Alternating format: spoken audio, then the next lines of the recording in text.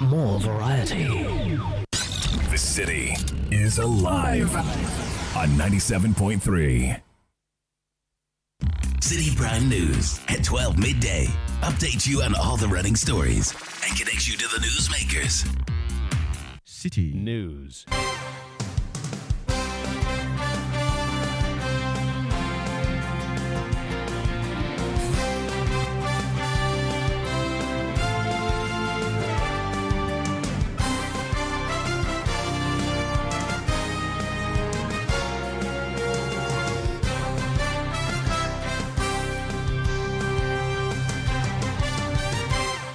It's midday. Hello, good afternoon, and welcome to the Citi Prime News. We are coming to you live from our studios at number 11, Dr. Martin Loop in Adabraka, Accra. My name is Ajua Tinkrama Domina. Coming up, strike by jurors continue to bite hard as some cases in Accra, including the JB Dankwa case, have been halted.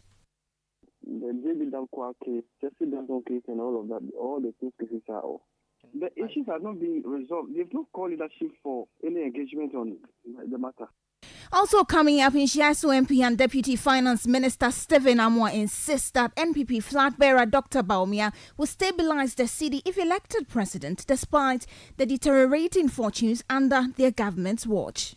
We are Ghanaians. We share their pain. We are all Ghanaians. The man you are saying will solve the city problem is the one who told us that if the fundamentals are weak, the currency will expand. He blamed the depreciation at the time on mismanagement. Why shouldn't we blame this depreciation on mismanagement? We all have different regimes.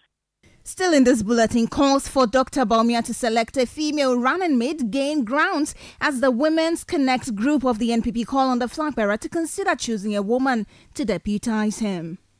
America is having a vice president as a lady, Mexico, New Zealand, and many more. That is why we are voicing out to our presidential candidate, Dr. Mahmoud Bawumia, to consider our pleading to bring on board a woman to be his running mate.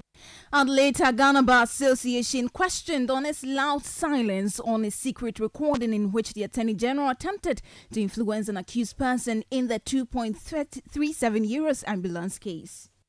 For an Attorney General who's the leader of the bar to be viciously undermining these very principles on which the bar exists. And up to now, we have not heard a single statement from the Ghana Bar Association, not even a comment condemning the conduct of the Attorney General. We have details of these and more stories coming your way in the next 30 minutes. Remember, the bulletin is live around the globe on CitiNewsroom.com. On YouTube, you can find us on CityTube, on Facebook, on Citi 97.3 FM. Across the country, we are live on a number of affiliates in the Western region. This is Adrimpa 100.7 FM in Takwa, Sky Power 93.5 FM in Takwa, The Beach 105.5 FM in Takrady. In the Bono region, this is Greener 95.9 in Sunyai. In the Ashanti region, Focus 94.3 in Kumasi. Orange 107.9 in Kumasi. In the Volta region, Revival 99.3 FM. VOV Radio 95.7. In the Northern region, Radio Bimbila 91.9 FM. In the Upper East region, Quality 88.7 FM in Garu. Upper West, Tunsong 97.3 and Jirapa 96.1. Please stay for details. Citi Prime News at 12 midday. Update you on all the running stories and connects you to the newsmakers. A very warm welcome to you this afternoon. Let's begin with the courts, and jurors in Ghana are expressing frustration over the Judicial Service's failure to address their overdue allowances, which have been pending for 10 months. Striking jurors are protesting the non-payment of their February 2023 allowance, in addition to outstanding payments from July 2023 to May 2024. This financial neglect has led to the adjournment of several cases, including the JB Dankwa murder trial, due to the absence of jurors at the court. While speaking to Citi News, Joshua Alogbe, a team member of the jurors, urged the courts to generate more internal revenue that could be used to settle these arrears, raising questions about the delay in payments. We've not heard anything from them, so they are still on strike. So all the cases that we are supposed to sit on are still put on hold. The JB Dankwa case, Jesse Dankwa case, and all of that, all the two cases are all. The issues are not being resolved. They've not called leadership for any engagement on the matter, any discussion on the matter at all. All we heard is they are working on our money. So if we can come back. And we realize that it's been a year now, almost a year now. And this has been the scenario. If you don't force them, the money will not be given to us. The IDF that the court generates every now and then, IDF alone can even cater for what? We are not asking for any increment or any new listing. It's our old money that we are looking for. We are asking for. So if they are ready, we'll also go back to post. You had a team member of the jurors in Ghana, Joshua Alogbe. Let's move away from that story now. A Deputy Minister of Trade and Industry, Dr. Stephen Amwa, has reiterated his confidence in a Bawumia-led government to stabilize the city. The Nshiaso MP has been criticized over his comments that Dr. Bawumia will stabilize the city if elected president. Some Ghanaians argue that the vice president cannot be trusted to stabilize the Ghanaian currency, as he has seen the worst depreciation under his watch, currently trading for more than 15 cedis to the dollar. But Dr. Stephen Amwa, in an interview with Bernard Avila on the City Breakfast Show, insists that external factors are responsible for the dwindling fortunes of the city.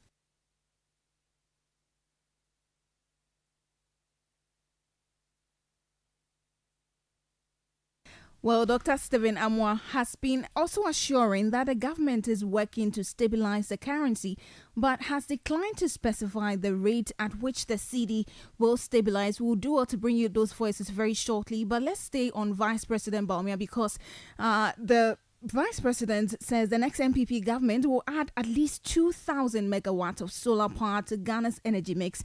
According to him, businesses in Ghana are increasingly uncompetitive due to the high cost of electricity, which he says depends largely on the price of fuel on the international market. Dr. Bawumia made the remarks while addressing the clergy in the Volta region.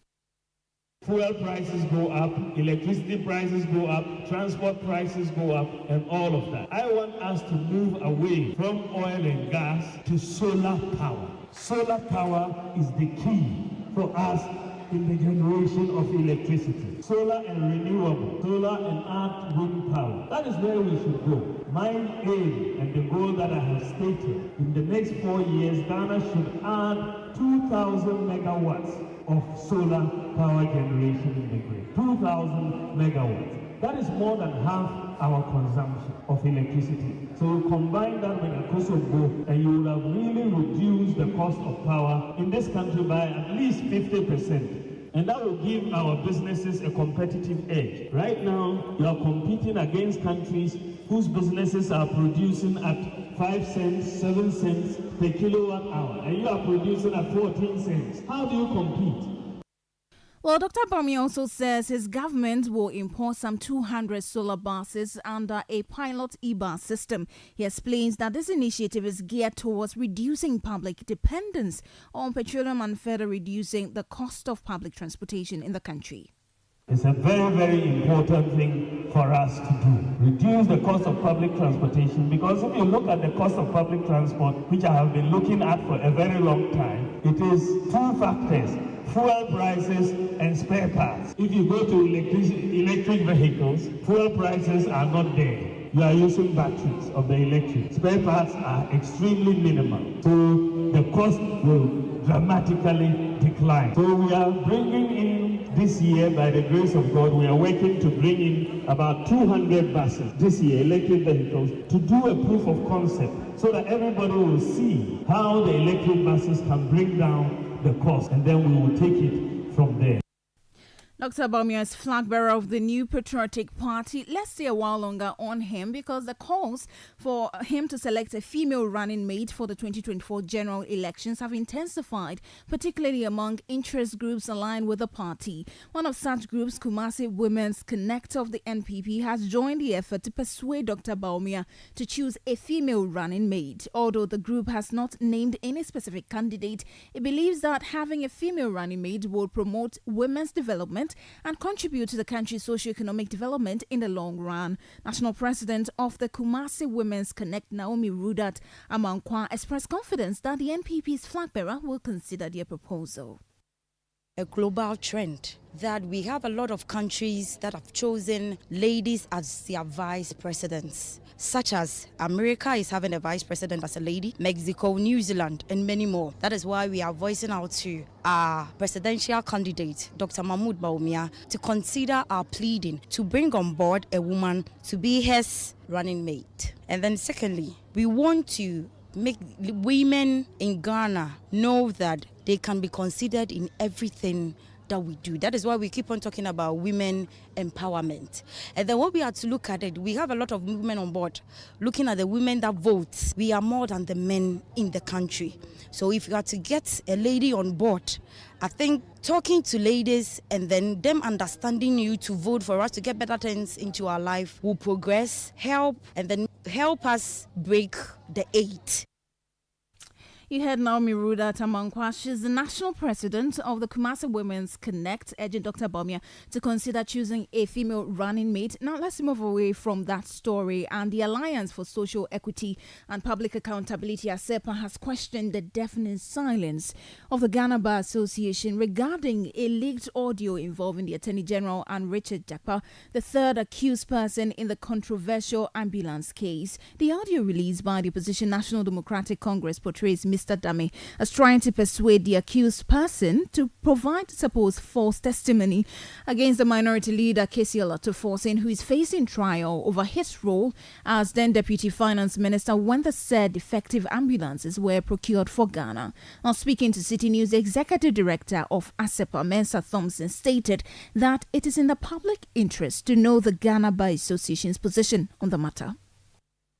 We are even more scandalized by the silence of the Ghana Bar Association, the very institution which the Attorney General is the leader of. For emphasis sake, the Attorney General and Minister of Justice is the leader of the bar. And so for an Attorney General who is the leader of the bar to be viciously undermining these very principles on which the bar exists. And up till now, we have not heard a single statement from the Ghana Bar Association, not even a comment condemning the conduct of the Attorney General. I think it's extremely embarrassing for all of us. And it is in the best interest of us as citizens and international watchers that the diplomatic community and international watchers who are watching us do not go with a narrative that in the midst of such embarrassing spectacle, such interference with the judicial and justice administration system, the Bar Association couldn't find its voice. I think that will be a serious dent in tomorrow in history when this matter is being recounted. That was the Executive Director of the Alliance for Social Equity and Public Accountability, ASEPA, Mensa Thompson. Well, let's take you back to one of our headline stories where Deputy Minister of Trade and Industry, Dr. Stephen Amoah, who has reiterated his confidence in the future Bawumia-led government to stabilize the city. Despite several criticisms, the Nsiaiso MP maintains in an interview with Bernard Avlon on the City Breakfast Show that external factors are responsible for the dwindling fortunes of the city now. We understand Ghanaians. We share their pain. We are all Ghanaians. But let's be realistic with issues that have been prevailing for not just simply because of NDC or MPP or even within the 10 years or 15 years. All governments have had depreciation. But the reason why this is an issue now is at the time that they took over, the currency was selling for 2 cedi and 0.8 pesos. It was over 4 cedis, 20 pesos. No problem. No problem. So you are taking from males 1 to 4. You have taken us from 4 to 16. Man you are saying will solve the cedi problem is the one who told us that if the fundamentals are weak, the currency will expose you. That's number one. Number two, he blamed the depreciation at the time on mismanagement. Why shouldn't we blame this depreciation on mismanagement? And number two, is the weakness of the fundamentals not being exposed by where we are close to 16 cedis to the dollar? That's the question. I'm surprised that all the things I'm raising as a country will help us, not even trying to do politics with it. You still want to push me into politics, which I think will not help you, me, and Ghana. I have not sat here to say that the dollar today is good. And mind you, we all have different regimes. The situation in which Nana Addo Dankwa Akufo-Addo's government and then Dr. Mahmoud Bawumia government went through the 7 years, you can never in any way, unless probably we think there's no God or we don't know what we are talking about, compare the same problems and challenges that we have globally, and as an import-driven economy, we're badly affected to a large extent. You cannot compare the two. Dr. Stephen Amoah is a deputy finance minister. Well, he has also been assuring that the government is working to stabilize the currency, but declined to specify the rate at which the cedi will stabilize. We are trying as much as possible as a government to bring in a lot of dollars, i.e. the syndication loan, i.e. the second or the next tranche of the IMF financial support, and other World Bank supports and funds coming in. We are working around the clock to change things. We are doing our best. So we are giving hope to Ghanaians that from now to December, we pray and hope that the aspect of the world price levels, which is also one of the key factors, will not do us any bad. Do you expect the currency to strengthen before December 7? It's now selling close to about 15 to the dollar. I am expecting the currency to stabilize. To stabilize at which number? No, when it says stabilization, it doesn't have to take in place any number that we are talking about. Around which figure should it stabilize? You can't go straight and say sugar. Figure, sorry. That's what I'm explaining. Can you give a range? Can you give a range? Nobody on this earth can see this. I can't sit here and say that 10 cedis when I don't know what will happen when it comes to world market prices from now up to December. But I can say that we are doing our best to stabilize it. That is what I want. That's my answer. If that is not good enough to you, mark me zero. Deputy Finance Minister Dr. Stephen Amoah speaking to Bernard Avlo on the Citi Breakfast Show. You're still listening to the Citi Prime News. When we return, Rotational Nurses and Midwives Association has called on the Finance Ministry to release funds to settle their unpaid allowances. We'll tell you more shortly. Please stay. Citi Prime News at 12 midday. Update you on all the running stories and connects you to the newsmakers. Are you a JHS student in Ghana? Are you a wordsmith with a passion for development? Do you have a way with words that captivates and inspires? If so, then join the Literacy Challenge 2024 now. The nationwide search for the most outstanding junior high school students in Ghana is on. Do you think that it could be you who goes home with 10,000 Ghana cedis and a glitzy trophy? Then, in not less than 600 words, write about the role of the youth in shaping the future of Ghana. What changes would you like to see, and how can young people contribute to making them happen? Script must be in your own handwriting. Script must be endorsed by a parent or guardian. Add your full contact details. Deadline, Saturday the 13th of July, 2024. Submit entries to the front desk of Citi TV or Citi FM or P.O. Box GP 14123 Accra Central. For inquiries, call 0205 973 973. The Literacy Challenge 2024 is powered by 97.3 Citi FM, supported by Citi TV, and is sponsored by Ghana National Gas Company, Alive Soap, and Fortune Spread.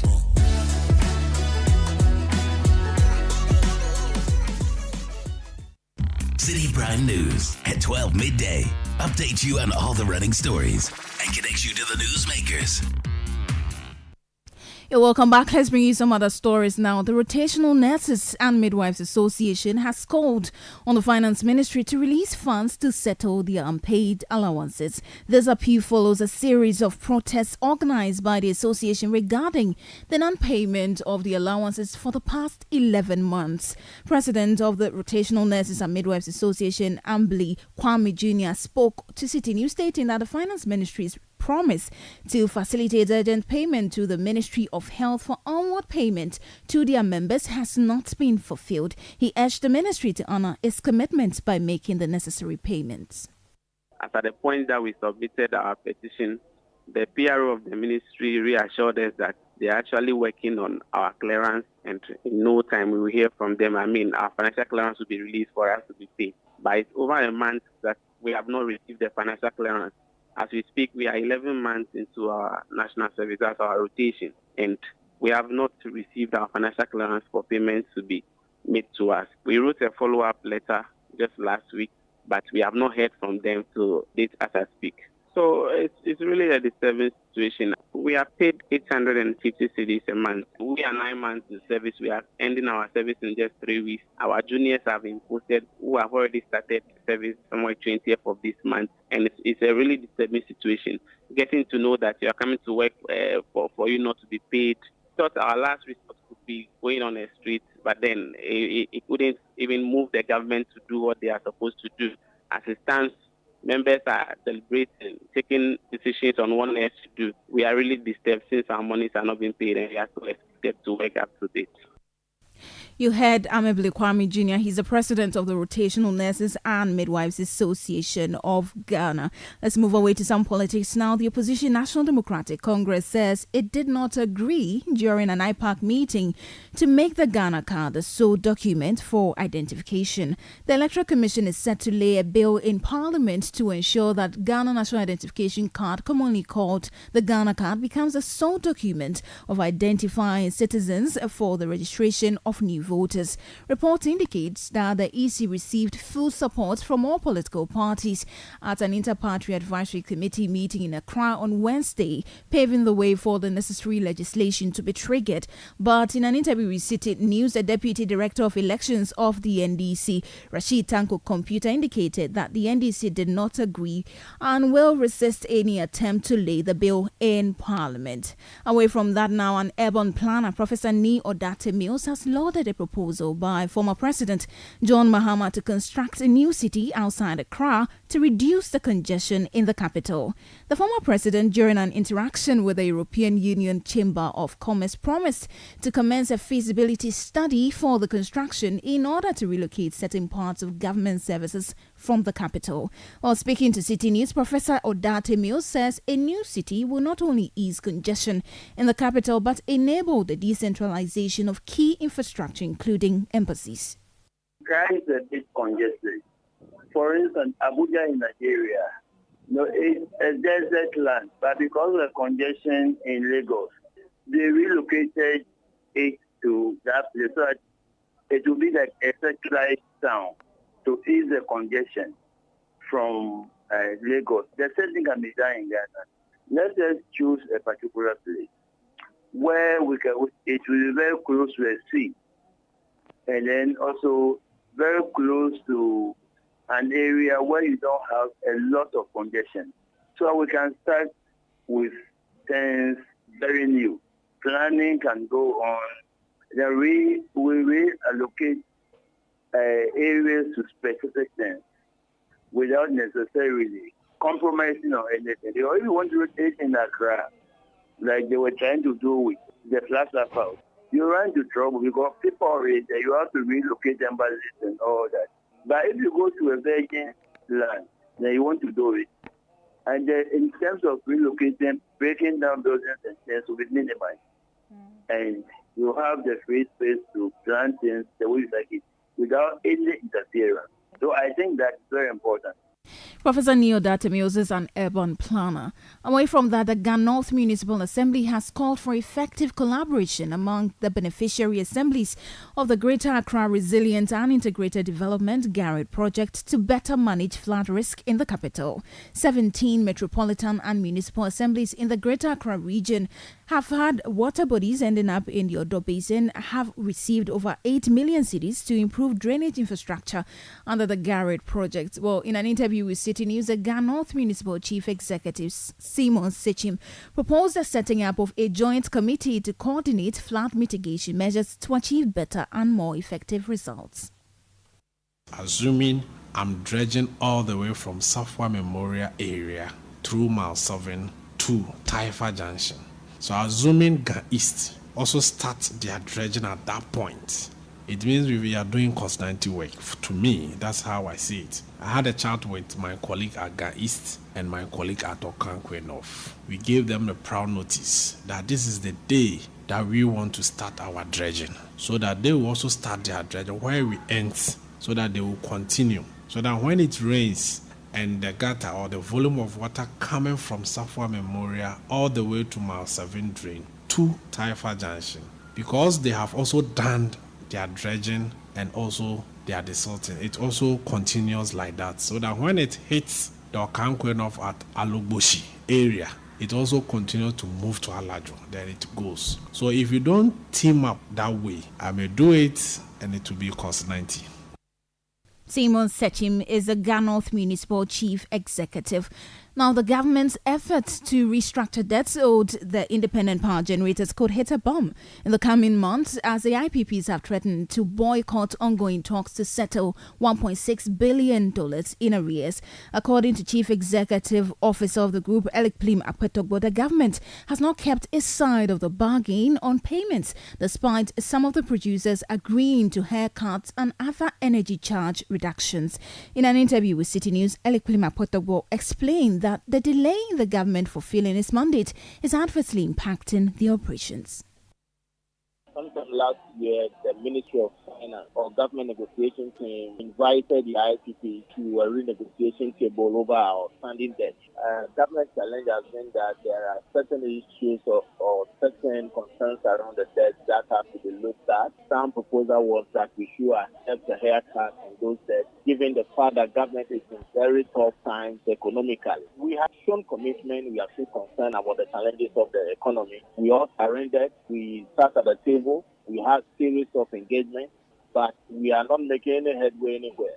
Eventually, we came to some terms to the extent that some IPPs have agreed to a discount of 15% on the outstanding receivables. Some others suggested cost-saving measures that will help the system for the benefit of all. We did all this. Government part of this fair negotiation is still delaying. This agreement has to be served up for us to have our way forward or to get them implemented. We have not been getting any call-up again to see where the decisions are reached. The more you keep us, some value of money, the more you keep us, the more laws you are keeping, you are forcing us. So there is the basic reason. We can't be waiting forever.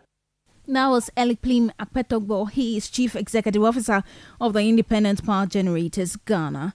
Away from that, the Chief Executive Officer of the Consumer Protection Agency, Kofi Kapito, is urging the Ghana Revenue Authority and other port authorities to strictly enforce the ban on illegal imports, particularly targeted at diapers. His remarks follow the recent actions by the Food and Drugs Authority, the FDA, to destroy several containers of seized diapers, which were found at a recycling plant at a Simon known as Bale Diapers.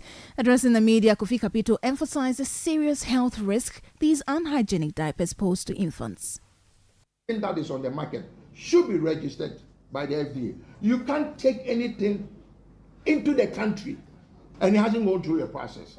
Like I said, I sometimes wonder how some goods I see on the motorway even leaves the port. I have a concern. We live in a country that used mattress is banned in the country. By the time they clear them on a daily basis. So somebody at the port, somebody at GRE should be held accountable. Let's stop this poor thing. The lady who's from Germany, the Salvation Army. Do you know what is the Salvation Army? Here, Salvation Army doesn't even have a store. America, Salvation Army. They have something called the thrift store. It's for second-hand goods. So let's do the right thing instead of trying to make you look like I said, if you're a good businessman, you will do what is expected of you. Chief Executive Officer of the Consumer Protection Agency speaking, Kofi Kapito. Away from that, a tax analyst, Francis Timoboy, has advised the government to collaborate with other African countries to formulate a policy that will compel global tech giants to pay taxes on profits. This advice follows the Ministry of Communications announcement that a draft policy to tax global tech companies such as Google, YouTube, X, and Facebook had been completed. The ministry argues that even without established offices in Ghana, some of these firms earn substantial income from the country through their content, necessitating the monetization of the space. However, speaking to Citi News, Mr. Timoboy contended that although the draft policy is feasible, Ghana cannot implement it alone. It is visible. Other countries have attempted or started it, just that it requires a global cooperation this taxation of the big companies like Google, Facebook, the discussion started somewhere 2013 when the OECD thought that these companies are making money and yet they are not paying taxes at where the money is coming from. The reason why I'm saying that it requires a global cooperation is that you can't do it alone. Right now we are saying that Facebook, when they make money, and remember, let's distinguish it. It is not the VAT that we are talking about. We are talking about the profit that they are making, just like maybe Citi FM will make money and then they will pay tax on their profit that they have made. For VAT, we have already started it. That is easy. And VAT is the consumer who pays. So today, if you advertise on Facebook, Facebook is able to add VAT to it, and then you, the consumer, will pay. But what we are talking about here is the profit that the companies have made. You heard Francis Timoboy. He's a tax analyst. And that's it for Citi Prime News, which has been live from our studio in Adabraka, Accra. For more stories, please visit our website, citinewsroom.com. My name is Ajuatin Krama. Thank you so much for listening. Have a good afternoon. City News. We speak first. Reach our hotline on 0302-224959 and get interactive on Facebook, Citi 97.3 FM, and on Twitter at Citi 973.